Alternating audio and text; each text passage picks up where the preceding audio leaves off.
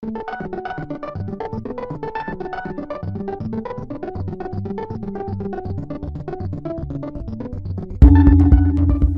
and welcome to the Film Comment Podcast. My name is Violet Luca, and I'm the digital editor.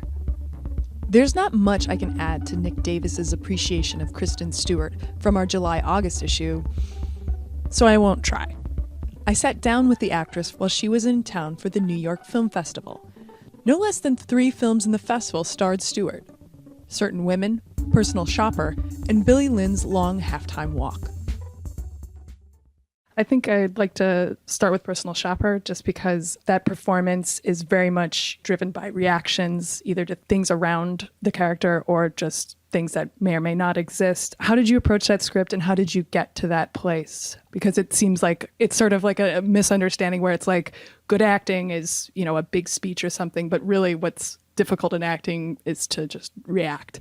I was scared of that movie. You know, she's probably the loneliest person I've ever played. You know, the movie starts out sort of after she experiences like a pretty traumatic loss, and that can often like be catalyst for absolute like existential breakdowns. Like people really start questioning what is and why things are and blah, blah, blah. And those are questions that you simply can't answer. And so if you're a remotely thoughtful or overly analytical or like neurotic or like person sort of prone to anxiety, she just loses it. Like all those questions that you can't answer, that you don't stay up at night about, she stays up every night about all of them. And she just can't live. She just needs to know, you know, like she's half a person. The person that passed away, I don't know if I said that, like her twin, you know, so she's kind of like she's cut in half, you know, and there's nothing remote about her though. You know what I mean? Like, and that I really found interesting was that she was like so like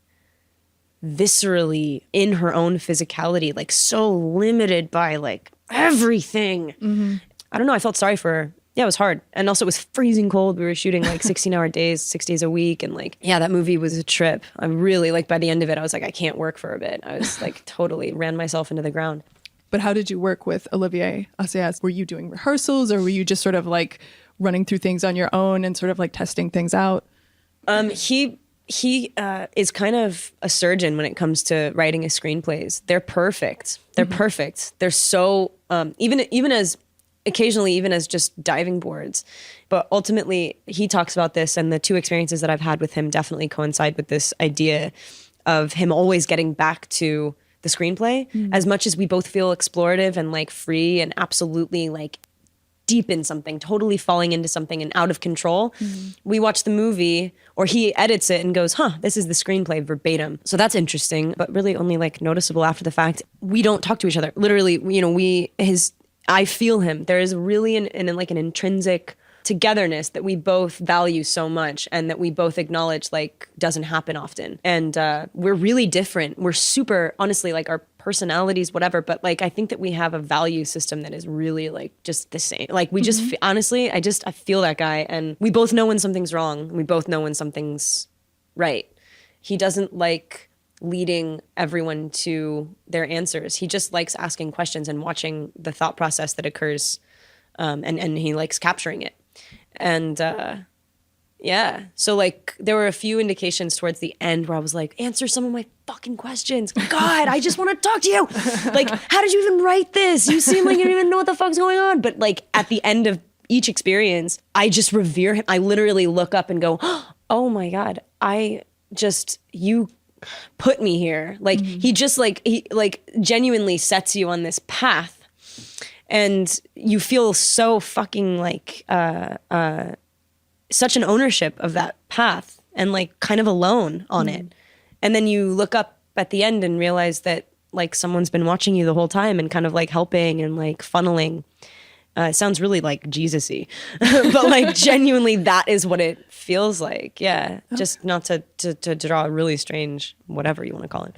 And I guess how would you contrast that with working on Certain Women? And, you know, it's a literary adaptation because Kelly Reichardt really shoots the American Northwest in a really unique way, in a way that you feel she has a real sense of tactility and feeling for this land. So yeah, how would you describe or contrast that experience? Yeah.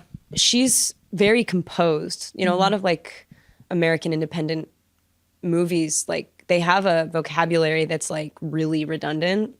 Let's take it off sticks, throw it on his shoulder. We're gonna find it. We're just gonna dance this one through. And you know, and honestly, I love that. I love making movies like that. But it's totally my generation. It's totally like my country. You know what I mean? Like that's like indie flicks. It's just they look a certain way. Yeah. Her movies are really not like that, and yet totally fucking natural. But she does it. She controls that. Honestly, it's not just by accident. All of her shots are really, really composed, really thoughtful. She wants you to say the lines in the script that she wrote. She doesn't want you to really paraphrase it. And just really like deliberate. And I think that she focuses on moments that occur in between the stuff that people usually put in movies. And there's something so engagingly mundane about her movies that is like, oh man, why aren't we like telling stories about things that happen to people that don't have like a digestible slug line?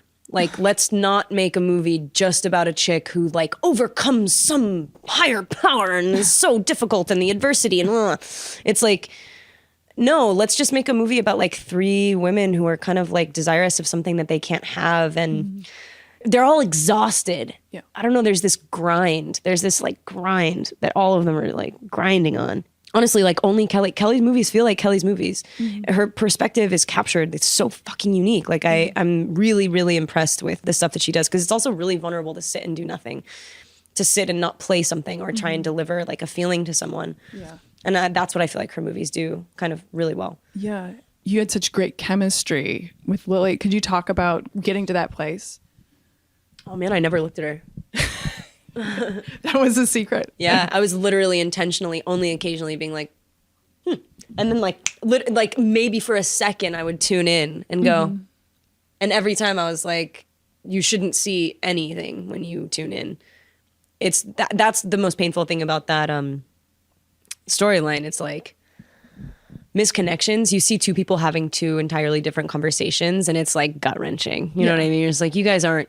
So you're so unaware of each other. You're projecting so much. And then like my character's like so self-involved and kind of like conversely, you know, we were talking about Personal Shopper a second ago. I think that she's like the person that I play in Personal Shopper seems like a crazy person and so totally like insulated and kind of like in her own head and world and whatever. But we all are. Who the fuck knows what the fuck that even is? And who seems like more normal on the surface is actually the more remote person. Right. Beth is just buried. You know what I mean? She's just protected herself. She's just completely buried. That to me was really interesting. I usually play the person observing other people. Yeah, like to know her would take so long. And that to me was like pretty interesting, is to show nothing. Right. But it's also like sort of warranted that she doesn't, you know, she can't really reach out because it's very clear like she's so constrained by this burden from her family. She's constrained by finances, stuff like that. So it's So warranted. yeah. Yeah. Yeah, so it's sort of it definitely grounds it and it doesn't make it, like you say, it's a sad story for that reason. You don't judge her for it. Yeah. She's not a bad guy for it. Right, It's just like so true and like, yeah, it's interesting to watch. You seem to be really past the one for me, one for them thing when you're going for roles. So Never did that. Well, that's excellent. I guess what would you, in the future, you talked about like it was really exciting playing Joan Jett because that was somebody you could really look up to. What would you like to do in the future? Like, what sort of attracts you to a role? It's really hard to like speak to that like as a whole. It's totally different every time, and like sometimes it's because I feel really protective and close to something, and like I've just fully understand it. Therefore, I feel like I want to be the person to make sure other people understand it. And then there are times where I'm perplexed by something, and I'm like, "Holy shit! Why do I feel this way? I need to figure it out." Mm-hmm. I have a pretty good instinct when it comes to knowing who I want to work with. Like, I love working with first-time directors. Recently, I've worked with a lot of people that I've looked up to for a long time, which has been fantastic. And like, I'm so lucky. But I'm also totally not opposed to working with somebody like who I can sit in a room with for 5 minutes and go, "Oh yeah, I know you, I want it, and we're gonna do this." Mm-hmm. And so that's cool. Like, yeah, that's it. Yeah. At some point, would you be interested in pursuing another creative field like writing or directing? I just wrote and directed my first short. Oh, okay. Yeah, and I locked picture like 3 days ago, and I'm gonna work on sound. It's like it's super sound oriented, so it's kind of halfway there. but I love it. And that's a great pleasure, I got to tell you. I don't know if it's good, but I can tell you, like, even if you don't like it, nobody can say it's not well done. You know what I mean? Like, it's pretty, like, personal and blah, blah, blah. And my friend Josh is in it, and he's, like, so fucking great in it. He's not an actor, and it was I've never been happier doing anything. And also, both jobs so completely go hand in hand. Yeah. You know, like, I don't feel a massive distinction between the two. It's just sort of, I feel really lucky to have found the next level. Well, thank you so much.